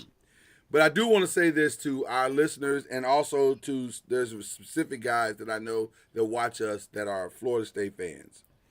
And I'm going to speak for both of us, Kendrick, if you don't mind. Okay. Kendrick and I are the problem. We are the problem. It's not Charlie anymore. It's us. Because we know, we've said on this show 4 weeks, Thomas Cassiano is what he is. He's going to do what he does.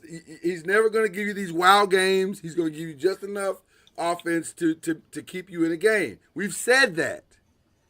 We know that Florida State has that in their offense, and yet we still keep taking the chance every week.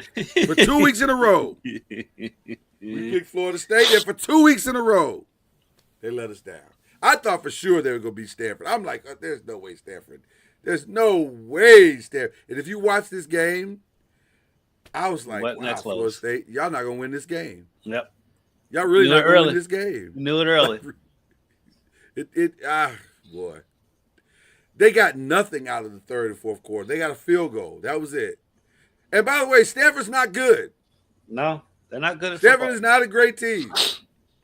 Now that I've seen them play. That's 2 years in a row they've pulled off upsets, though, at home. Florida State this year and Louisville last year. At some point, I got to wake up. It's me. I got to stop believing. I'm starting with the man in the mirror. That's exactly right. If you want to make the world a better sports place, take a look at yourself and make the change. Make that change. I think I'm going to make the change. I really do. And I say that fully expecting to pick Florida State again because that's just what it is. Yes, we will. Okay. This feels very Syracuse 2023 for me right now. I don't know what's going on. But no, because the albatross of them beating Alabama, it hangs there every time we go to pick them against somebody else. That's what it is. Who looked worse this weekend? Florida schools or Texas schools? Because even though Texas A&M beat Arkansas, but that's how you're gonna have to beat Arkansas with Bobby there. Yeah, but it didn't look good. Like you let this man hang 42 on you. That's Bobby. That's what Bobby does. And then Kendrick mentioned the Texas-Kentucky game, which was whoa boy, that was that was a rough watch, especially the end. That end was awful. You have to say that Florida schools look worse because Florida schools lost. Texas schools won. Florida schools got people fired too. That's the other thing. So, right. When something gets you fired, it's probably one got fired, and another one's probably going to. Without question. And by the way, I know Florida State fans are angry today because they thought they were about to be free from Mike Norvell. To be honest with you, we were texting the whole time Sunday morning saying it's probably going to happen, but it didn't. But when they send out press statements saying we're going to help him to rebound, when they say we're going to reevaluate at the end of the season, dead man walking. That means they're reevaluating who their coach is. Dead man walking. Yep. I don't know, honestly, at this point, what Mike Norvell could do to save his job. Went out. But it's not going to produce anything but wins. And by the way, Wake Forest this weekend. No, next weekend. I'm sorry. They're off this weekend. Wake Forest next weekend. Clemson. Now, Virginia Tech, they should win. But do you think they're going to be NC State? They're going to stop Hollywood Smothers, who's killing it right now? The thing is, well, it's on the road. And the 21st, I think that's a Friday, isn't it? 3 out of the last 5 are on the road. Just judging by the game time of that game without even looking at it, I'm thinking that's a Friday game. So I think you're right. I think you may be right. The week before Thanksgiving. Yes, it's Friday. Oh, don't lose that. Don't lose in front of everybody. Oh, and then man. I don't see them winning at Florida, even if Florida did fire. Jacob, I understand. Well, Jacob, the money that they have to pay is what paused it all. Because what we heard going into Sunday morning is that they were having phone conversations. So probably what happened was they got online or they got on the phone or a Zoom call with some of the top boosters, and they're like, we're not paying this fool $59 million. Who do you think he is?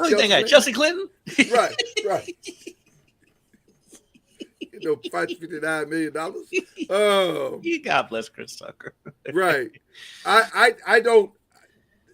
I think that's what paused it. If I'm being honest with you, that's what paused that. That's what paused Mark Stoops. That's what pauses all of this. The buyouts. The buyouts are saving people's jobs right now. Especially because, I don't know what Norvell's is, but like Stoops' contract is set up to where if his buyout is like $30 million, and they have to pay it within like a few weeks.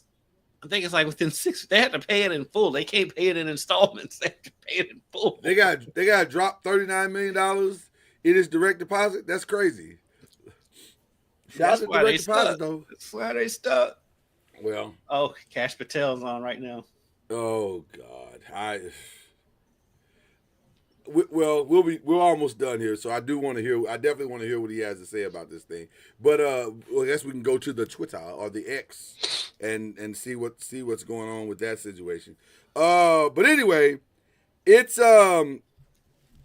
this was a crazy game. The Texas Arkansas game, the Texas A&M Arkansas.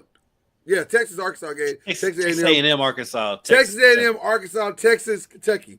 Both crazy games. And then Texas Tech lost. Yeah.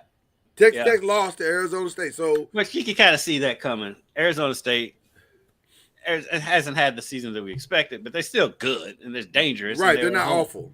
They're not awful. And I love Arizona State's coach. I hope he stays there. He's an Arizona State guy. But with all these openings, same here. I'm like, Louisville needs to go ahead and extend Jeff Brahms yesterday. Yeah. With all these openings, hopefully these guys stick. I hope so. Because that's what.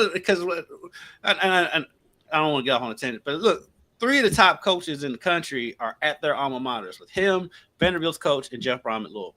I hope they can stay. I hope they can keep them. I feel more confident in Vanderbilt than anybody because they're in the SEC and they have the SEC money. But the other two, I really, because I mean that's what makes college football, and hopefully they stay. I don't fault them if they do leave because the money is crazy. But I really do hope they stay. It is. I agree 100%. Somebody else is his buyout is saving them right now is LSU. Man, look, LSU they'll have the money. They now. Oh, they got the money. They can put in a 6-week stipulation at LSU because they will buy that out instantly. I think they just wait. They just finishing out the season. Shaq, would you mind? I mean, I know you bail us out all the time, but would you mind? No problem, brother. No problem, brother. I got you, brother. I got you, brother. Don't worry about it, brother. Barbecue chicken alert. Barbecue chicken alert. Barbecue chicken alert. I think Brian is just going to finish the season and that'll be it. Yeah, they're not. But also, Brian will probably find another job. Yeah, he will. Because he can coach. He can coach. He just can't coach at big schools. Hey, he did all right. Well, he can coach at big schools. He just doesn't win the big games at the big schools. He has good records. He has good records. He's the original James Franklin. Who will be coaching next year? He'll be coaching somewhere next year. Ole Miss, Georgia was a good game. Ole Miss kind of gave it away. Ole Miss gave it away in the fourth quarter. Yeah. That Ole Miss quarterback was balling in that first half, but he was. Georgia came back. Georgia did what they've been doing all year. They come back late. It's going to bite them eventually. Yeah, I don't know how good Georgia really is. I get the sense that they're probably not as good as we all think that they are. They're definitely not as good as they've been in the last 5 years or whatever. It's not. I don't think they are, but I think they're good enough for where we're at now. Because outside of Ohio State and Indiana, I don't know how good Ohio State is, if we're being honest. Yeah, because they ain't really played. But we saw this movie last year with Ohio State, right? So they didn't play anybody last year, and they ended up being actually really good. They've built up enough equity to where I'm like they are where they are. Do you believe that Ty Simpson is playing the best quarterback football in the country? Because I tend to believe it's Fernando Mendoza. I really it's Mendoza. It's Mendoza because Mendoza's more consistent. And by the way, last week I told you this was the layup pick of the week. You did. And you picked it, and you were 1,000% correct. There's nobody I trust less than Tennessee in a big game, even more than Coach Franklin. Yeah. Tennessee, well, listen, and because with Tennessee is over a multitude of sports. Yeah, I don't trust them in anything. Right. Well, listen, we both took layups last week. I took LSU Vanderbilt. I took Vanderbilt because I said there's no way he's beating this guy in Vanderbilt. It's not happening. So yeah, sometimes you got to take a layup. Mine was a little bit more of a layup than yours, I think. You think so? Yes. It's Tennessee in a big game. It's Brian Kelly in the big game. Just to go get the same result, basically. Sure. Yeah, but Vanderbilt can always return to Vanderbilt at any point. I don't know. I like Diego. I like Diego in the Heisman conversation. Diego, he hit the Heisman pose. He should be in the Heisman conversation. Yeah, he's in the conversation. Yeah, and you can put him up there. You're talking about Alabama's quarter, Ty Simpson. I think you put Diego in that conversation. I think you put Diego. I like Ty Simpson. I do like him, and I don't like get me wrong. I like him. I think he can spin it. I think he can definitely spin it. I'm excited to see how he looks next year with a year under his belt as a starter. I think he's going to be really good next year. I think Alabama's going to be a real contender next year. Notre Dame saved their season because they could not afford to lose this game against USC. They lost the game. It was a wrap. It was a wrap, and they found a way to win this game late, and they pulled it out. So shout out to Notre Dame. They're doing just enough. They're just doing enough. But if they win out, they're probably going to make the playoffs. And they better start thinking about extensions because Marcus Freeman's name is coming up in a lot of these coaching vacancies, which is wild to me. That it is two coaches in a row. Not because it's Marcus Freeman. It's just because it's Notre Dame, and Notre Dame is worried about their coaches getting poached now. It's Notre Dame. Yeah. But at the same time, Notre Dame is not what Notre Dame thinks they are, and it's me. I was going to say this ain't the Notre Dame of our youth. If you think about it, though, even in our youth, they only won one. Right. It's slightly overhyped. Slightly overhyped. So overhyped up there. Yeah, slightly overhyped, to say the least. I don't know. It's going to be interesting to see what happens with Marcus, and does he want to continue to deal with the uncertainties that come along with coaching in a Notre Dame environment? Because you do have to be perfect. That's the problem with Notre Dame. There's no safety net at Notre Dame. So you can't have one loss and then make it to the conference championship game and all is forgiven. No, you're independent and you got to win. And when you don't, but at the same time, you have 2 games you can lose. You can lose 2 games at Notre Dame and be fine. Mm-hmm. So you have that. You have that. So that brings us to this record. Charlie went 4-5. He had an awful weekend. Awful. Just like his Seminoles. Charlie is distracted right now, and his record shows it. He's trying to be the coach. And shout out to, we'll give Charlie a shout out there later, but the Rattlers, he's focused on the Rattlers right now, which is a good thing. His record should not be good. Because that means he's watching too much football and not enough basketball. So his record is not great. But Kendrick and I are doing just great. What was the game that turned it? They gave you the better week. Which game did I lose? You lost the Miami, and for some reason you're still believing in Clemson and Florida State. Yeah. Hey, don't you hang Florida State on me? And I'm pretty sure you probably picked Clemson too. I did not. That's why I have a 7-2 record, because I did not. I figured it's because you picked Louisville in that Miami game. I did pick Louisville. Yeah, no, I picked Louisville, but my only game that I lost was Duke and Florida State. So don't you hang that Florida State on me. I can't. I told you, I'm the problem. I am the problem. I admit that. I admitted it. I'm publicly admitting that. You hung it on me too, like it was just me. It's both of us. I probably talked you into it. I probably did. I mean, no, you didn't. It was playing Stanford. Who's going to pick Florida State to lose to Stanford? Listen. Nobody sane would do that. Florida State right now is a bettor's nightmare. They really are, unless you like Chauncey Billups or Terry Rozier. Everything is a nightmare for them right now. Oh, it's going to be bad. Well, anyway, let's get into some picks right now, shall we? All right, California and Virginia Tech. What time is that game? Great question, sir. Let's get in. Let me get back over to that, and I will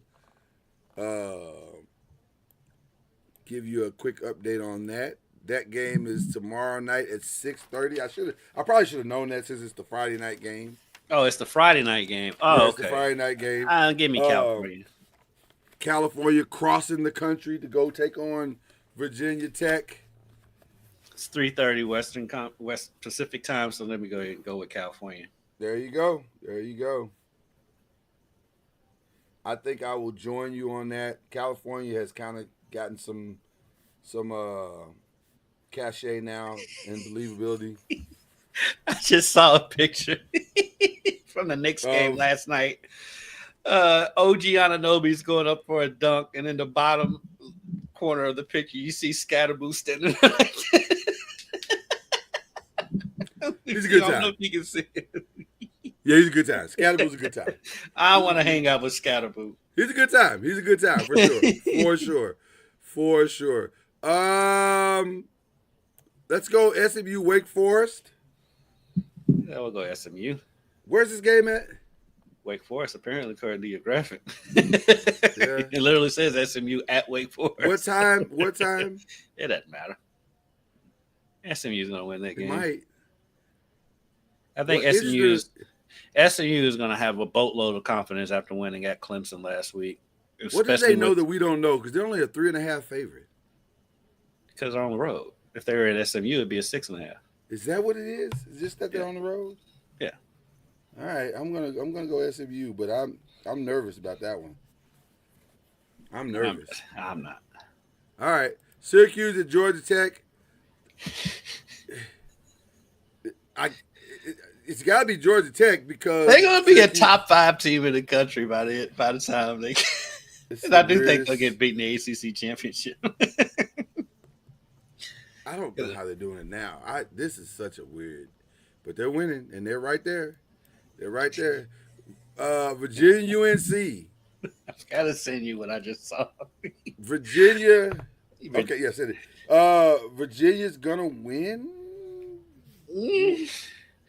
Yes.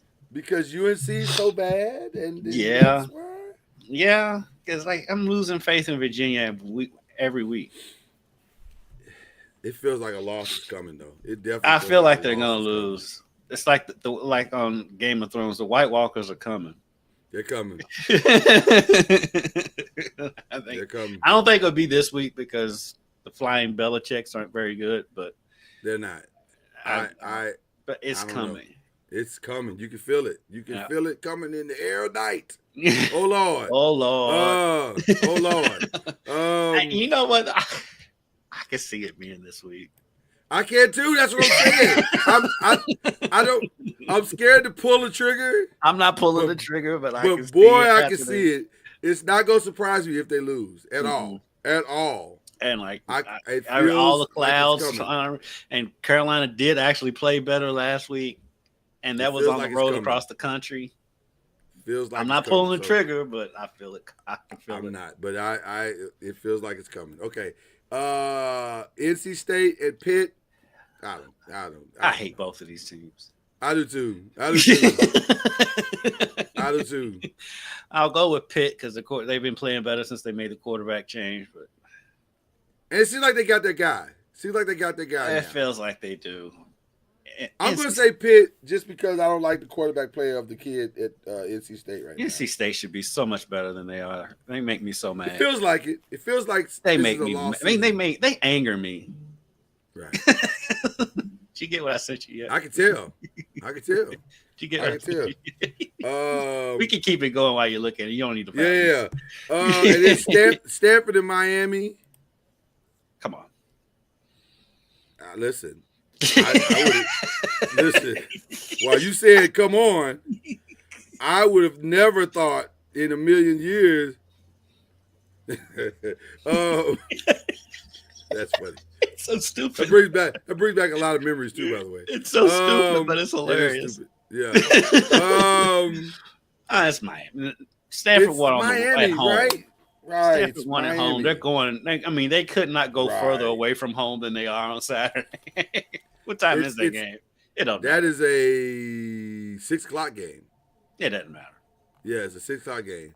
And then, of course, the ACC game of the week, which I don't know how this became the ACC game of the week. That is a weird. Why would you make this the ACC game of the week? What else was it going to be? You have to ride the hot hand with Louisville beating Boston College. Even though I will say this was the ACC game of the week before they won that game. They announced this before they beat Miami. Did they? Okay. All right. Because one of the funnier moments I've ever had with Rocco, we were in the press conference after the press conference for the Miami game, and he was like, "Yeah, that Boston College is a 7:30 game." He's like, "I could have sworn that game was cruising toward a noon kick." I mean, and I can't help but agree with my man. I can't argue with the logic because Louisville is a 25.5 point favorite. And that's your game of the week. And that's probably, if Louisville plays like Louisville, you should probably take the 25. Chris Bell should have 200 yards at the end of this game. You should. And Isaac should have 100. Isaac should have 100 plus. Actually, their numbers should be skewed because they shouldn't have to play that long to get those numbers.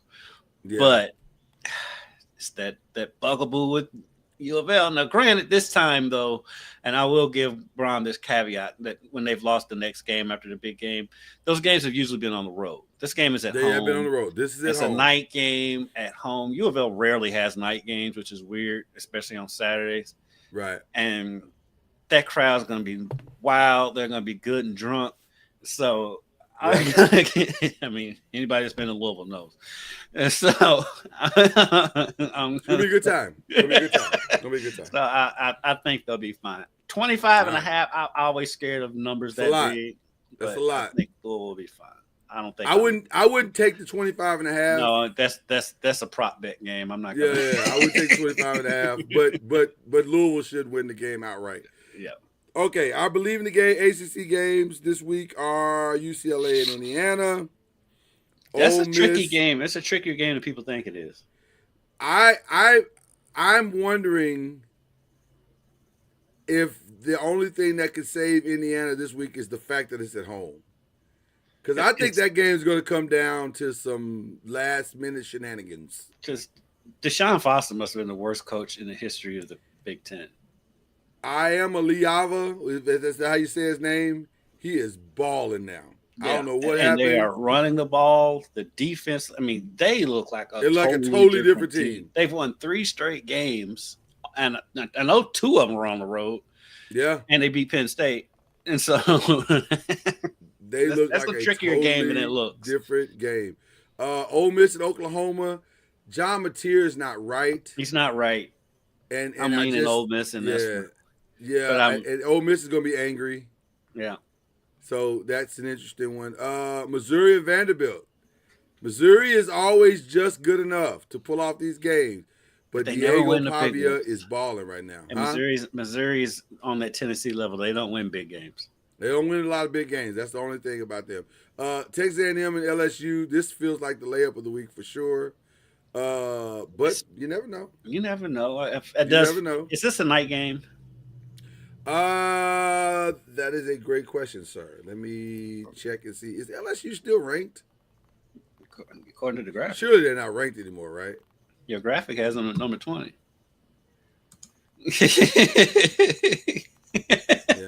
I love when you ask questions. Why am I not trusting the graphic this week? I don't know what's going on. Okay, I'm going to take. I mean, I don't know. That feels like a layup as well. And then this is a tricky one because Houston is playing some halfway decent football. Houston should be better than what their record is. Yes. Arizona State's coming off that huge. Well, they're 6-1, so they're not awful. They're not. Houston's not awful, but I just don't think people take them seriously. Was their loss bad? Because why are they not right? Had to be. I feel like they had a bad loss. It had to be. It had to be somebody that beat them that should not have beat them. That's the only. Either that or no, it was Texas Tech. Houston should be ranked. How are they not ranked? People don't believe in the Big 12 right now. Because, like, not only are they not ranked, they're, like, way down in the others receiving votes, too. Yeah. At 6-1. Yeah, I don't know what's going on. Because they are behind USC, Utah, Tulane. Houston's better than, well, for one, Michigan shouldn't still be ranked. Yeah, that's just the name. Michigan and Illinois must have pictures of somebody. How are they? Because I mean, they won last week and right, and they jumped. I don't understand. they've been busted both times they lost. Now, granted, it was the number one and number. That's what it is, because they lost to the number one and number 2 team in the country. But they got smacked. Right. It wasn't close. No, and they haven't beaten anybody. Yeah, it wasn't close. So I don't know what we're talking about with Illinois. I don't know what we're talking about the Big 12. Just looking at what I see, Houston should be 23, and Arizona State should be 24. So I agree. Yeah. Which after this weekend they may be switching places. So bro, you're right. This might be the toughest game on here. I think so. I think it is. I think this is not a gimme for Arizona State at all. So which one are you picking for your Believe in the ACC game? Give me Missouri, Vanderbilt. Give me Vanderbilt. You gonna take Vandy on that one? Okay. Yep. I'm gonna take the other. What I think is gonna be the other layup, in that I think Texas A&M is going to go in and beat LSU. Mm-hmm. Though I'm not. I don't know. Texas A&M is hard to believe in, because they are hard to believe in, because they're another team that don't win big games. Yeah. So I can see LSU winning this game, but I'm gonna.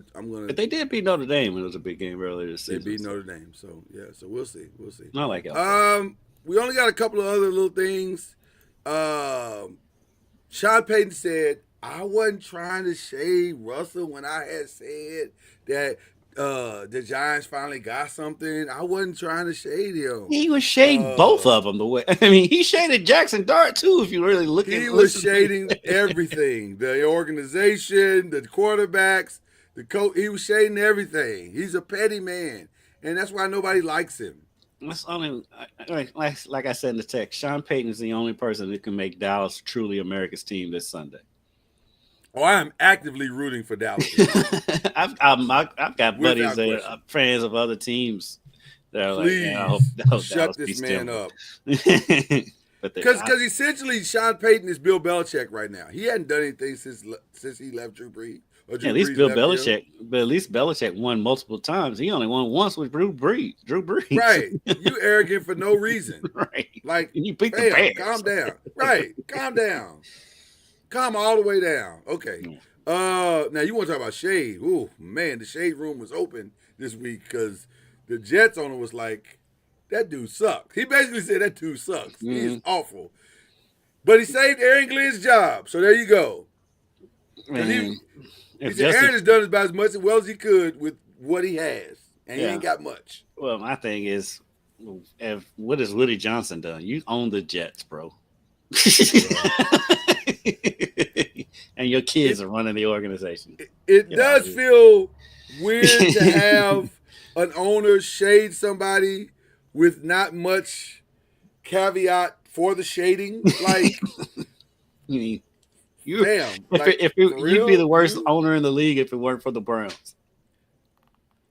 And it wouldn't be close. Especially the last 3 years. Right. Because every move you made the last 3 years has been awful. Every single one. Mm-hmm. So I shout out to Justin Fields for taking the high road. That's a young one. He's got to get that check. Yeah, he got to get his check. He's a smart kid. Don't mess up your money. Mm-hmm. But Justin Fields has been awful too, though. Yeah, he's been awful. But the offense, I don't think the offense itself does him any favors. No, not at all. I just want to see Garrett Wilson get liberated.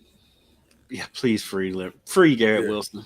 Yeah, free Garrett Wilson. just like we're trying to free CJ McCollum, free Garrett Wilson. Free Garrett Wilson.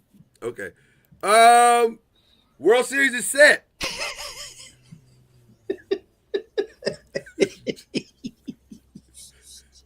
Except one of them actually goes to their team's games. Right. The other one will latch on. Yeah. Oh yeah. Listen. I bet Drake couldn't name 5, 3, 2.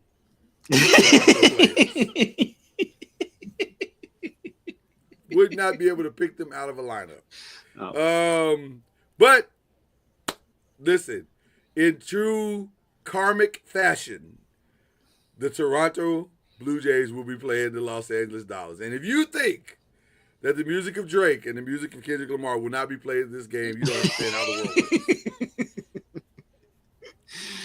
Toronto is going to hear "Not Like Us" 1 million times. And they're probably going to play Family Matters in Toronto. 1 million times. Well, I don't know.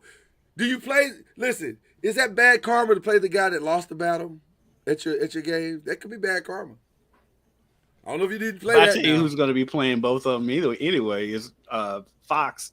100%. 100%. If I am the Fox sound guy, I am so petty over these next week. Every part of that battle, I'm playing that song just as a friendly reminder to everybody of what we're dealing with. But I just thought that was so funny. I was like, really? Toronto and Los Angeles? Why not? And the funny thing is, I want the Blue Jays to win, but I know they're not. No, they have no shot. They'll get a game or two. Because if Shohei Ohtani is going to play like he did in that game 4, they have no shot. That is the most insane thing I've seen in baseball in about 30 years. No, the most insane thing is that he does not have to do anything, and they'll win. That's the other part of it. It was an unnecessary thing to have, yet he's able to do it. Like it's. I mean, game 1, it's Blake Snell, who's 3-0 and a .86 ERA in going in game 1. That's crazy. I saw your parlay for this weekend. The thing that's going to let you down, by the way, is the Michigan State game. That's that game. I can see Michigan losing that game. I can easily see Michigan. I can too because I don't believe in Sharon, but Michigan State's bad. They are bad. But you know, rivalry game, and this is at Michigan State. That's the problem. Yeah. And I'm not saying Michigan State's gonna beat them, but I can see the game being a lot closer and Michigan not covering. Yeah, I can see that. Yeah, but I can also see because Michigan State's bad. Yeah, but listen, Shohei, oh man, is Shohei Ohtani the best athlete at his job? Well, I say that, and then listen, Victor Wembanyama is coming for his neck right now. It's Jesus. But is Shohei Ohtani the best athlete at his job today? It sure feels like it.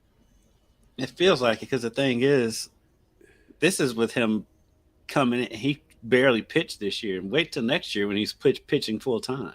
Right, he's not even pitched healthy yet. He's not even pitch healthy yet. He's still trying to get back to pitch healthy.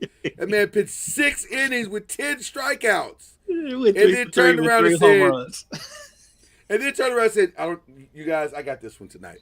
Yeah, y'all the rest of them could have just taken the night. Yeah, the rest of the team could have just taken the night off. Enjoy your night. I got this. Jesus, man.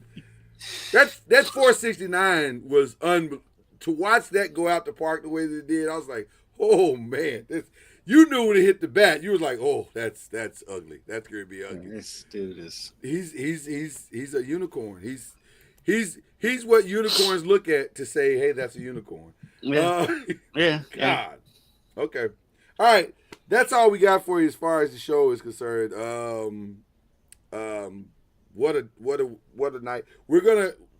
We'll have more about this Chauncey Billups things next week, and I'm sure by then you'll know what's going on as well. But it's bad. Yeah. You do know that it's bad. Yeah, it's bad. Yeah. Him and Scary Terry and over under on how fast Chauncey Damon Billups Jones is fired. Will that be this afternoon? No, they'll let they've got to let the investigation play out for a little bit. They're not going to do it. They're not going to do it right initially. I don't think they'll do it right out the block. They will. It's just not going to be right now. I don't think he makes it through the weekend. He may not make it through the day. Well, I think he does. I think they wait. I don't think he's going to keep his job, but I think they wait. Well, again, these are allegations. Right. He's been arrested, but you got to let it play out in court because the thing is, you go to court and he gets exonerated, then. Yeah. I typically, now in the past administrations, I would say to you, if the FBI has indicted you and arrested you, you're probably going to jail.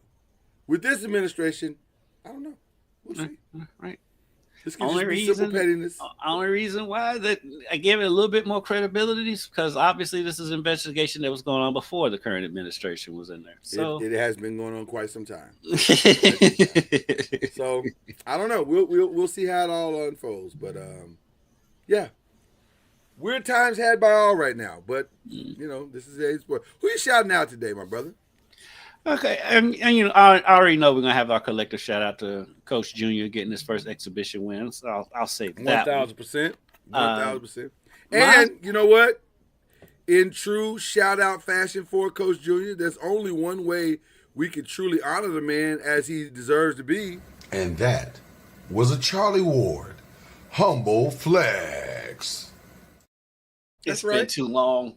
It's been too long. Yeah. I do want to give a shout out to exactly. I agree, Pastor Cord. I agree. Yeah, that's why I say he's not gonna get fired. I agree. My shout out goes to Jeff Pearlman. He's one of my favorite authors. And because when he goes in depth, he goes in depth. Mm-hmm. Probably Virginia Tech. His book on Tupac just came out. Nice. And I've been listening to it on Audible, and I've been listening to it nonstop. Is that good? It's that good. What's the name of the book? Only God Can Judge Me. Okay. It's unbelievable. The Really? stories going into, right off the top, it was basically the forewords before he even gets to the book. He goes into Brenda's Got a Baby. I'm not giving anything away, and then all the stuff with the Afeni, and it's like right now I'm up to the point where Pac's in Baltimore, and it's comprehensive. And literally, I literally just got to the point where he knows Jada Pinkett, so it's unbelievable. It's unbelievable. I wonder why more people aren't talking about it. I don't know. Because Jeff Pearlman's been talking about the book before it came out, but I didn't even realize it was out yet. And then he hasn't done many rounds on it. I don't know why he hasn't really made the rounds, but well, let's be clear. I love a good Audible book. Let's start with that. I love a good Audible book. I'm a huge fan. So this is an easy buy for me, and as we are talking right now, I will go ahead and get the book for my own purchase because, like I said, I love a good Audible book. So there it is. Yep. So yes, I'm on the recommendation of my friend. It's so good. It's done. It's a done deal. The many lives of Tupac Shakur. Wow. Okay. Yes. All right. He's a very he had a very rough upbringing. Okay. It might swing me. It might swing me on Tupac because I'm a casual Tupac fan. Well, I said I'm a diehard, and so my wife is a diehard. She's a diehard. I'm Team Biggie. And as much of a diehard I am, I've learned so much already. Really? Wow. Okay. Now I'm curious. That's why I love Jeff Pearlman. That's why if Pearlman's writing it, I'm in. You're all in. Okay. All right. Anybody else? Anything else? You good on that? Shout out U of L volleyball. Even though they had two tough losses over the weekend, they've got to figure out the fifth set thing. They get to the fifth set and they just kind of fall apart. But yeah, they're still there. They're still trudging along. Coach Meskey comes to the press conferences on Monday for U of L football, so we get to talk to him a lot. Great guy. Yeah. And so shout out to him. And shout out to U of L's DB's coach, and his name is escaping me right now. But his sound bites are amazing. And I can see why these kids play for him. They watched the Thriller in Manila before they played that Miami game. They showed Is that what it was? Yeah, they showed the team the Thriller in Manila. And, these kids are between 18 and 22 years old. I'm sure half of them hadn't even heard of the fight. They had probably never even heard that fight. Yeah. They played with a confidence that I don't think I've seen any DB group all season long play with. Like, they knew they had this kid dead to rights. Carson Beck dead to rights. And I got to do Coach justice and get his name. Yeah, they were never out of position on any of Carson Beck's throws. They made it was a rough day for him. It was a rough day for him. I don't know if there's any quarterback in Steve Ellis. Coach Steve Ellis. I gotta give him his props. I don't know Forgive an old man for forgetting. Absolutely. I don't know if there's any college quarterback that's cost himself more money over the last 2 years than Carson Beck. Even though he made some money. He made his money now. He made his money now. Future earnings are in jeopardy. Future earnings are in jeopardy tremendously. But Chris Bell's future earnings are rising by the day. He's doing okay. Doing all right. Shout out once again to Chris Bell. Shout out to Chris Yes. And he's a funny kid, by the way. Chris is Bell. He really? He's is hilarious. He really? I have a very obvious shout out because we just had homecoming at my alma mater, Morehead State University. So I got the throwback hat on. Shout out to my alma mater for winning at Xavier. Murray State beat Xavier at Xavier in the exhibition play last week. Yes. That's a good win. That's a good win. That's a good win. But I want to give a shout out to my Eagles and our brand new stadium, Phil Simms Stadium. Just now? I know. That's crazy, isn't it? It took that long. Like, I don't know why it took that long. Like, that seems like it's an obvious choice since he is the clear and away best football player that's ever come out of Morehead State. So I don't know why it and like it should already be for Reed Arena and the basketball. Right. Why did it take 30 years to do this? Like, this doesn't feel like because it's just putting a name on the stadium. It's not like hard. Like it's just, I don't know why it took that long, but he probably had to make an investment for it.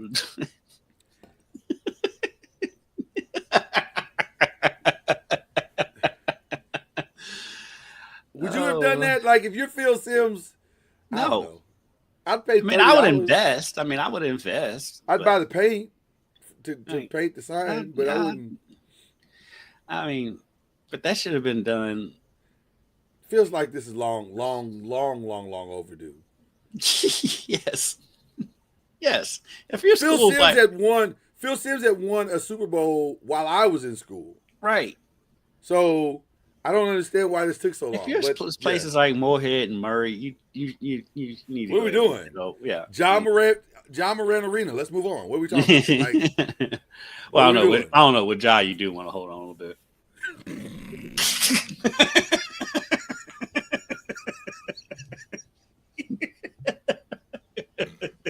You never know what the future may hold. Let's hold on for just give us. Let's see how this plays out. Let's settle down. Everybody just settle. We're not there yet. Because honestly, if Ja was different, this would have been done. Oh, the way they love Ja down there. Right. This would have been done. But right now you gotta just let's see where this is going. Right now we just have the John Morant locker. Yeah, and that's fine. that's good for now. For now. Yeah. For now. They wear his shoes and his new shoes. The ones he had on last night were fire. I didn't even see. I didn't get a chance to see the game last night. But yeah, it's interesting. This is going to be a fun NBA season. I think it's pretty much up for grabs. Other than if you're OKC, I still think OKC is going to be there, but I don't know if it's as clear. Because that Spurs thing is, man. The Spurs and the Nuggets. To me, right now, to be honest with you, in the NBA, it's those three. It's those three for you? Okay. Yeah, that's the big three. All right. And what I'm ready to say, it's just me. It's just, well, that's what Wemby said last night. It's just big me. It's just big, literally just big me. So there you go. All right, we gotta get out of here. Y'all have a great week. And again, it's gonna be a lot of fun. Shout out to the official. That was the official pastor of Noise Media, Pastor Cord trying to shout out Georgia Tech. We shouted out your Yellow Jackets, and we shouted you out, Pastor Cord. Praying for you this weekend, brother. Yes, Pastor Cord. Yeah. It's going to be a good, fun weekend. So just get ready for it. And shout out to Coach Junior. You've locked up ready on to me play on his my end, if you Seminoles. hear me. Huh? Say it again. What'd you say? Oh, well, I guess we lost his audio. But anyway, shout out to the Rattlers. And Charlie, if you can hear me out there, it's this. It's not this. Make sure you do the Rattler sign and not the Seminoles. He plays the Seminoles this weekend. All right. Cue the whistle.